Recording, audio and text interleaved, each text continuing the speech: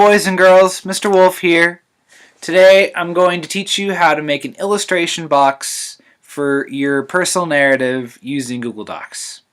Now, a disclaimer, you should only be on this lesson if Miss Reynolds has given you the okay and you have finished revising your story. Alright, so you're ready to make a text box, and here's what you do. The first thing that you need to do is you need to reread your story. And when you reread your story, think about where's the perfect place that I can put a picture. So real authors and illustrators do this all the time. When they're making their stories, when they're writing their stories, they're always thinking about where the perfect places are for certain pictures and certain illustrations. So you're going to do that first. So first you reread your story. I'm going to go ahead and I'm going to do that right now. Rereading, rereading, rereading, rereading, rereading, rereading, and I'm done. And I thought about all the places where I can make an illustration box. So I thought maybe I can put it at the end of my story. Maybe I can put it at like the beginning of my story, make an illustration of the baseball game. But then I thought, man, that's not really that important.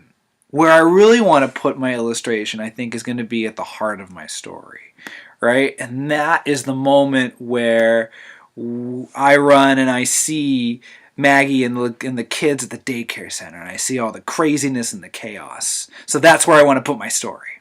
So I'm going to scroll down, I'm going to find that place. Here we are, I'm skimming. I found it! Right here, where it says, when I got to the backyard, what I saw was complete chaos. 15 toddlers were running in all directions, so on and so forth. So bingo, I found it. And I'm actually going to go and I'm going to move this little blinky thing right next to Maggie.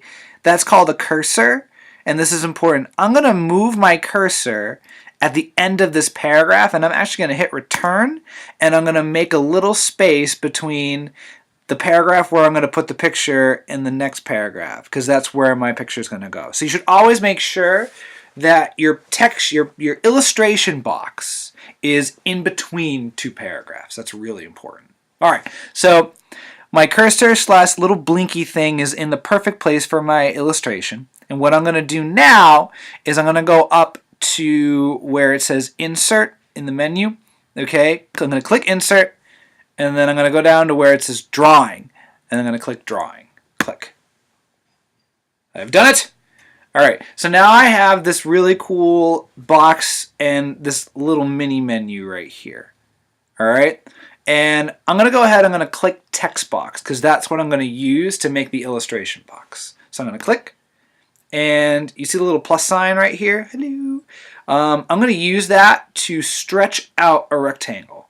And I'm going to try and make it a good size, like big enough and a little wide enough to make an illustration.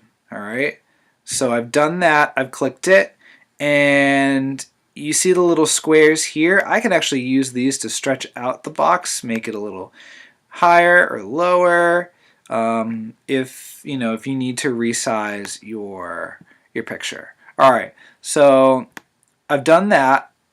And now the next step is really important, because if you don't do this step, you're not going to really make a text box. You're going to go over to the little marker thing, little marker object where it says line color, and you're going to click that. Alright, and then you're going to go over to the little black square here, and you're going to click that, and voila, it has now made a border. Right? So now you have the border, you have the little spot where you can put your illustration in. Alright, so now that we've made that, we can go ahead and we can click Save and Close. Click. Booyah. Look at that. We now have a text box. I'm going to actually take this and move it a little bit in so that it fits with the rest of the story. So I like the way that looks a lot. And I'm going to kind of check the rest of my story to make sure that everything looks good. It does. It looks great. Alright, we got ourselves a text box. So, there you have it.